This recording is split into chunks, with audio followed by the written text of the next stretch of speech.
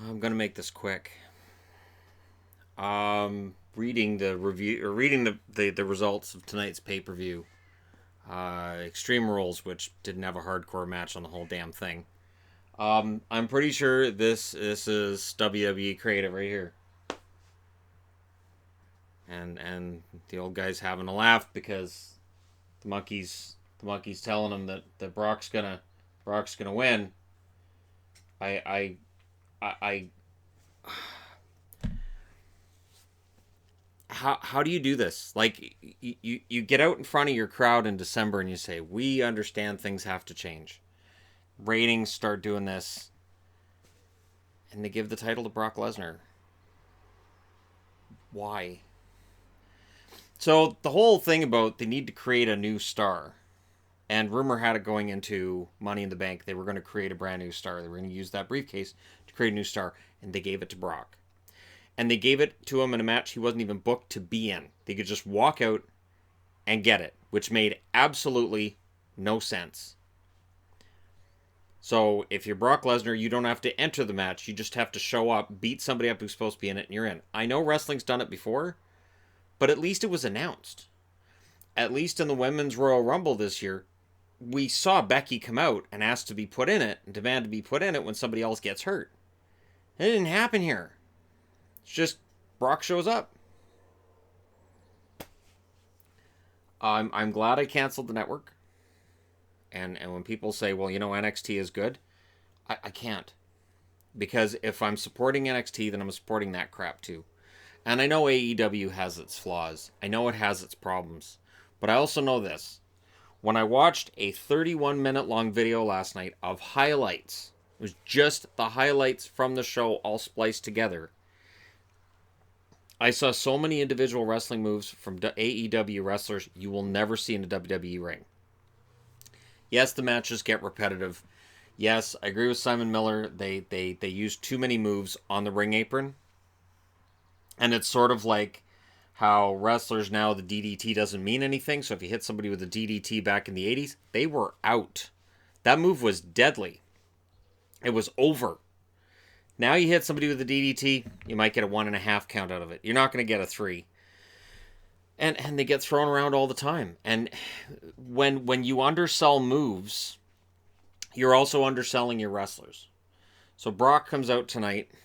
And I want to call him Bork because one title that gets thrown at him is Bork Laser.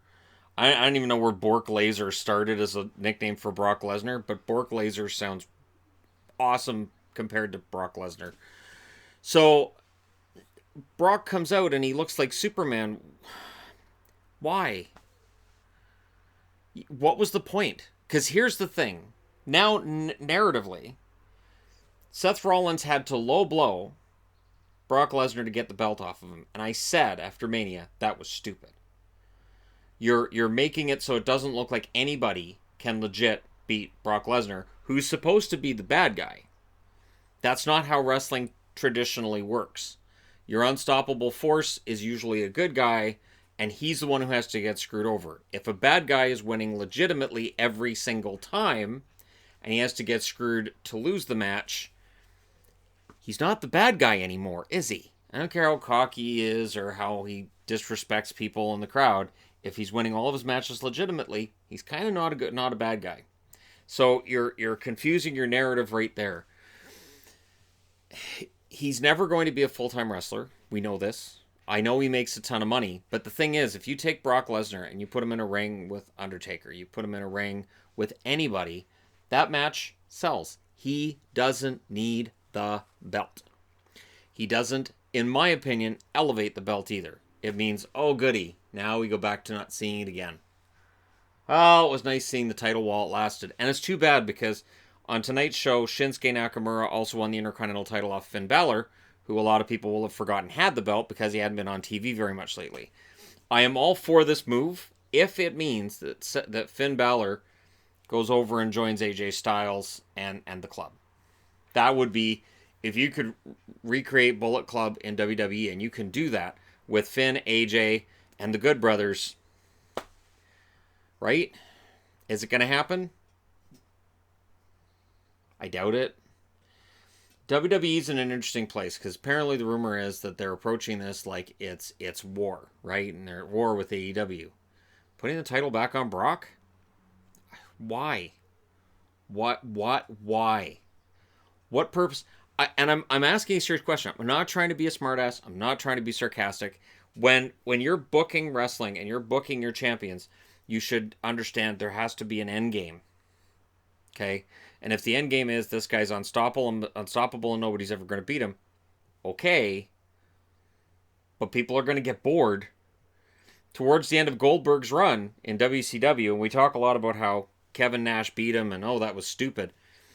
I wanted Kevin Nash to beat him. I watched WCW back then. I was happy. I didn't like the taser crap with Scott Hall. I wanted Nash to beat him clean. I was sick of listening to all this Goldberg crap by that point because they went too far with it. Unstoppable wrestlers are not interesting. Not for long. You can do it for a while, but not for very long. And having watched the highlights of AEW, because I didn't have access to watch it. I didn't have anywhere to watch it on Telus up here, and I couldn't find a stream that was stable and available. I know there was a stream through, I think it was Bleachers. Anyways, doesn't matter. I found the live stream, but every time I tried to load it, it would load the preview, which is 5 minutes, and it says, hey, you have to sign in. But when I would sign in, it would say it was unavailable.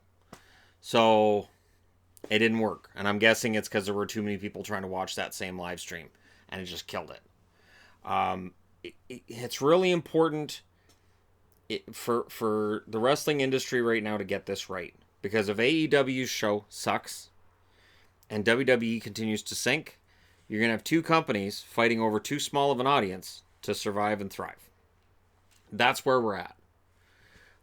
And I'm on the fence as to how I think things are going to work out. AEW, I think they need one, maybe two bigger names. Moxley's there. They've got some other guys who are relatively big names, but they need that one or two, like their version of a Shawn Michaels. Build up their own Bret Hart. And they've got time to do that. And once they're on a weekly show, we can watch and hopefully they build guys up.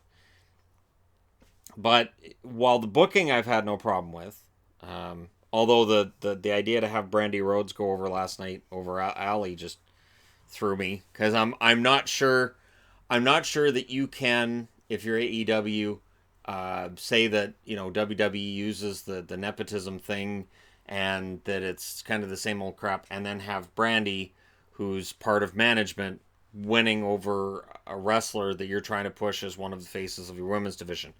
You can't do that. And I can't get mad at the whole Shane McMahon thing, and I'm enraged at the Shane McMahon thing, and then not say, Brandy, who is a good wrestler, she's rough around the edges, but she's a decent enough wrestler. I know WWE never gave her a chance to wrestle. I'm not sure why. She's articulate. She wants to learn, and she's stunning. There is really no reason why they wouldn't do that other than she was a ring announcer, and they do tend to kind of stick them in that role. I get the feeling like Charlie Caruso would like to wrestle. If you've followed her at all on Instagram, she's muscular. She works out all the time. I get the feeling she wouldn't mind being a wrestler at some point, and I think that might work. But backstage announcers are kind of interchangeable. Maybe Brandy Rhodes was in that situation as well, where they felt, well, she's replaceable. We're not going to put her in the ring. We're just going to let her go. They do seem to rotate whoever's doing the interviewing backstage, because I don't think they really care. WWE's in an interesting spot. Putting the title back on Brock Lesnar, I think, is a mistake. And Kofi keeps his. I don't know for how much longer. They've got this weird thing with Kevin Owens where he's talking about how things don't change in WWE. And tonight's pay-per-view, Shinsuke getting the belt was a good move with the Intercontinental title belt, but I'm not convinced on some of the other stuff that was going on, and I'd be interested to know what you guys think. Because to me, knowing Brock has the title makes me say Raw's on tomorrow night. I'm not watching it. I don't care. Brock's out there with the title. Wake me up after. Seth will come out, challenge him for SummerSlam. They'll make a match for SummerSlam because, we're not doing rematches anymore, except that we are every time. we've had rematches for what, 3 or 4 pay-per-views in a row, and now we get to go back to Brock Lesnar and Seth Rollins again. Again. Oh, God, like we weren't sick of it already. Let me know your thoughts. Don't forget to hit like and subscribe if you're browsing your way through. You just happened upon this video. And by God, I hope this industry gets better. I genuinely do. I like the AEW event. I liked what they did. But if they're going to be a real threat to WWE, they definitely need 1 or 2 big names. I'm thinking like if Glenn Jacobs, known as Kane, was able to get in there, do just something that would draw eyeballs that would go, hey, he's a WWE guy. What do you mean he's on there? And we'll go over. Sean Spears is not going to be enough. I don't think that Dean Ambrose, now known as John Moxley, I don't think that's quite enough. Chris Jericho, not quite enough. It's close, but I think if you had 1 or 2 other, and they have to be big names, like a John Cena level almost. I think we can start looking at AEW and say they're more on an even level. I will close with this. AEW closing out their event last night with a $150,000 paycheck and talking about how their money went to a good cause. That was fantastic. That's how you do it. And it made for a really nice cap off to the night, which leaves you with a good feeling and leaves you with a good taste in your mouth. And tonight's Extreme Rules does not. It just doesn't.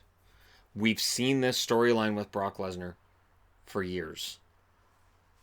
Everybody's over it. I'm not sure, unless tomorrow night on Raw he goes out with that belt, Bray Wyatt comes out, challenges him, and takes the belt, and becomes Universal Champion. I'm just not sure. And I know Brock's supposed to be signed for a multi-year deal back with WWE. God, we could be looking at years of Brock Lesnar as champion. Years. I don't think I have the patience. Somebody said on one of the forums, if Matt Riddle came out tomorrow night and challenged him, that would be pretty awesome. I can't see it. I can't see Matt Riddle being called up for that. While it would be amazing to see that, I just can't see it. But let me know your thoughts as always. I'll talk to you again soon.